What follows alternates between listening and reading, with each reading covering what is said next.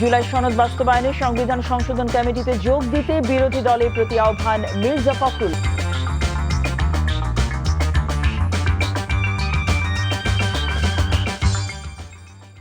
আসসালামু আলাইকুম, জসিন্তা জিনিয়া স্বাগত জানাচ্ছি এনটিভির সন্ধ্যার খবরে। আই গ্যাস ইউনাইটেড শিরোনাম দেখছিলেন, এবার পুরো খবর। সংবিধান সংশোধন কমিটিতে যোগ দিয়ে স্বাক্ষরিত জুলাই সনদ বাস্তবায়নে সরকারকে সহযোগিতা করতে বিরোধী দলের প্রতি আহ্বান জানিয়েছেন বিএনপি মহাসচিব এবং এলজিআরডি মন্ত্রী মির্জা ফখরুল ইসলাম আলমগীর। রাজধানীতে এক অনুষ্ঠানে তিনি এ আহ্বান জানান। অন্যদিকে প্রধানমন্ত্রী উপদেষ্টা রিজভী আহমেদ জানিয়েছেন, স্থানীয় সরকার নির্বাচনে বিএনপির প্রার্থীদের উপর দলীয় সমর্থন থাকবে কিনা সে সিদ্ধান্ত হয়নি। খান আল আমিনের রিপোর্ট। জুলাই গণ অভ্যুত্থানে শহীদ সাংবাদিকদের সম্মাননা জানাতে এই অনুষ্ঠানের আয়োজন করে সংবাদপত্র সম্পাদকদের নতুন সংগঠন ন্যাশনাল এডিটর কাউন্সিল। শহীদ পরিবারের সদস্যদের হাতে সম্মাননা তুলে দেন বিএনপি মহাসচিব মির্জা ফখরুল ইসলাম আলমগীর। পরে তিনি বলেন, শহীদের আকাঙ্ক্ষার স্বাক্ষরিত জুলাই সনদ বাস্তবায়ন করবে সরকার। এজন্য বিরোধী দলকে সংসদে গঠিত কমিটিতে যোগ দেওয়ার আহ্বান জানান তিনি। সংসদে সুযোগ এসছে, একটা আপনার কমিটিও তৈরি করা হয়েছে। বিরোধী দলের আমার আহ্বান থাকবে যে তারা আসবেন, এই কমিটিতে যোগ দিবেন এবং সংবিধানের যে বিষয়গুলো পরিবর্তন করা দরকার সেই পরিবর্তন করার তারা সহযোগিতা করবেন। গণমাধ্যম সহ সব প্রতিষ্ঠানে তোষামোদী বিরাজমান উল্লেখ করে মির্জা ফখরুল বলেন, এ থেকে বেরিয়ে আসতে বড় ধরনের বিপ্লবের প্রয়োজন। মিডিয়ার মানুষেরা সেই তোষামোদী মশায়েদি এই জিনিসটা আর দেখতে পাই না। দুর্ভাগ্যজনকভাবে ওটাই আবার দেখতে হয়। আমরা কেন জানি না জাতিগতভাবে আমরা বেরিয়ে আসতে পারছি না। হয়তোবা সেই ধরনের একটা বড় ধরনের একটা বিপ্লব, যে বিপ্লবের মধ্য দিয়ে আমূল পরিবর্তন হবে। এদিকে স্থানীয় সরকার নির্বাচনে বিএনপির প্রার্থীদের উপর দলীয় সমর্থন থাকবে কিনা সে বিষয়ে এখনও কোনো সিদ্ধান্ত হয়নি বলে জানিয়েছেন দলের জ্যেষ্ঠ যুগ্ম মহাসচিব রুহুল কবির রিজভী। দলের প্রতীক নিয়ে কোনো নির্বাচন হচ্ছে না, তো সেই ক্ষেত্রে কিভাবে হবে না হবে সেই ক্ষেত্রে দল এবং আমাদের যে সর্বোচ্চ নীতি নির্ধারণী যে ফোরাম আছে তারা বসে পরবর্তীতে এটা জানাবেন। এখন পর্যন্ত এই বিষয়ে কোনো সিদ্ধান্ত হয়নি। নির্বাচন কমিশনে দলের বার্ষিক আয় ব্যয়ের হিসাব জমা দিয়ে তিনি বলেন, এবারের স্থানীয় সরকার নির্বাচন হবে নির্দলীয়। খান আলামিন, এনটিভি নিউজ, ঢাকা। এদিকে জুলাই সনদ ও গণভোটের রায় বাস্তবায়নে কোনো ধরনের ছাড় দেয়া হবে না বলে সরকারকে হুঁশিয়ারি দিয়েছেন বিরোধী দলীয় নেতা ডক্টর শফিকুর রহমান। তিনি বলেন, সংসদে আলোচনার মাধ্যমে জনগণের দাবি পূরণ না হলে রাজপথেই হবে তার চূড়ান্ত ফয়সালা।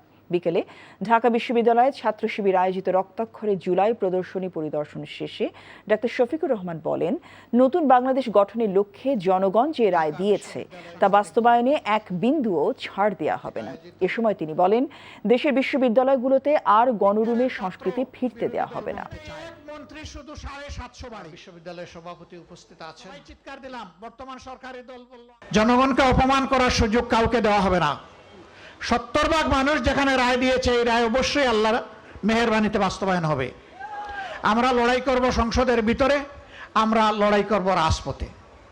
দাবি যদি সংসদে আদায় হয় আলহামদুলিল্লাহ, যদি না হয় তাহলে রাজপথেই লড়াই করে আন্দোলন করে সেই দাবি আদায়ে বাধ্য করা হবে। স্বরাষ্ট্রমন্ত্রী সালাউদ্দিন আহমেদ অভিযোগ করেছেন, জুলাই সনদ বাস্তবায়ন ইস্যুতে সরকারকে ব্যর্থ করার হুমকি দিলেও বিরোধী দল সংবিধান সংশোধন কমিটিতে অংশ নিচ্ছে না। বিকেলে জাতীয় প্রেসক্লাবে গণ অধিকার পরিষদের আলোচনা সভায় তিনি বলেন, জুলাই চেতনা বিক্রি করে বেশি দিন রাজনীতি করা যাবে না। ৭১-এর ধারাবাহিকতায় ২৪-এর গণ অভ্যুত্থান হয়েছে মন্তব্য করে মুক্তিযুদ্ধ প্রতিমন্ত্রী ইশরাক হোসেন বলেন, বর্তমান গণতান্ত্রিক অগ্রযাত্রা বাধাগ্রস্ত করতে কেউ চক্রান্ত করলে ছাড় দেয়া হবে না। আর জামায়াতে ইসলামের উত্থান বাংলাদেশের স্বাধীনতা ও সার্বভৌমত্বের জন্য হুমকি বলে মন্তব্য করেন গণ অধিকারের সভাপতি ও প্রবাসী কল্যাণ প্রতিমন্ত্রী নুরুল হক নূর।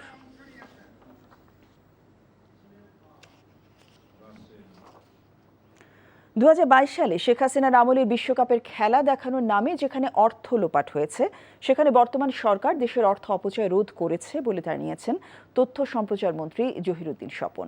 সকালে তথ্য অধিদপ্তরের সম্মেলন কক্ষে সংবাদ সম্মেলনে তিনি এ তথ্য জানান। প্রধানমন্ত্রীর নির্দেশনায় সরাসরি ফিফার সাথে যোগাযোগ করে মাত্র $3.85 মিলিয়ন বিশ্বকাপ ফুটবলের সম্প্রচার স্বত্ব কেনা হয়েছে বলে জানান মন্ত্রী। ফিফার সাথে আরেকটু সময় নিয়ে আলোচনা শুরু করা গেলে আরও দর কষাকষির সুযোগ থাকতো বলেও জানান তিনি। তথ্যমন্ত্রী জানান 2022 সালে এই খাতে 140 কোটি টাকা লেনদেন হয়েছিল, যার মধ্যে 98 কোটি টাকা সরকারের তহবিল থেকে খরচ হয়। এই অর্থ লোপাটের সাথে জড়িতদের বিরুদ্ধে বিভাগীয় তদন্ত চলছে। আগামী 5 বছরে দ্বিগুণ হতে পারে স্বর্ণের দাম। গত কয়েক বছর ধরে মূল্যবান এই ধাতুর দাম ধারাবাহিকভাবে বাড়ছে। মাঝে কিছুটা ওঠানামা করলেও দীর্ঘমেয়াদী প্রবণতা ঊর্ধ্বমুখী। 2020 সালেও প্রতি আউন্স স্বর্ণের দাম ছিল $1,585, অথচ বর্তমানে তা $4,500 ছাড়িয়ে গেছে। চাহিদা বাড়ার কারণে স্বাভাবিকভাবে স্বর্ণের দাম বাড়ছে। চীন, রাশিয়া, ভারত ও তুরস্ক সহ উদীয়মান বাজারের কেন্দ্রীয় ব্যাংকগুলো তাদের স্বর্ণের মজুদ বাড়াচ্ছে। খবর শেষ করছি, তবে যাবার আগে আই গ্যাস ইউনাইটেড শিরোনামগুলো আরেকবার। জুলাই সনদ বাস্তবায়নে সংবিধান সংশোধন কমিটিতে যোগ দিতে বিরোধী দলের প্রতি আহ্বান মির্জা ফখরুলের। এই ছিল সন্ধ্যার খবরে। এই খবরের ভিডিও সহ আপডেট জানতে ভিজিট করুন এনটিভি অনলাইন www.ntvbd.com।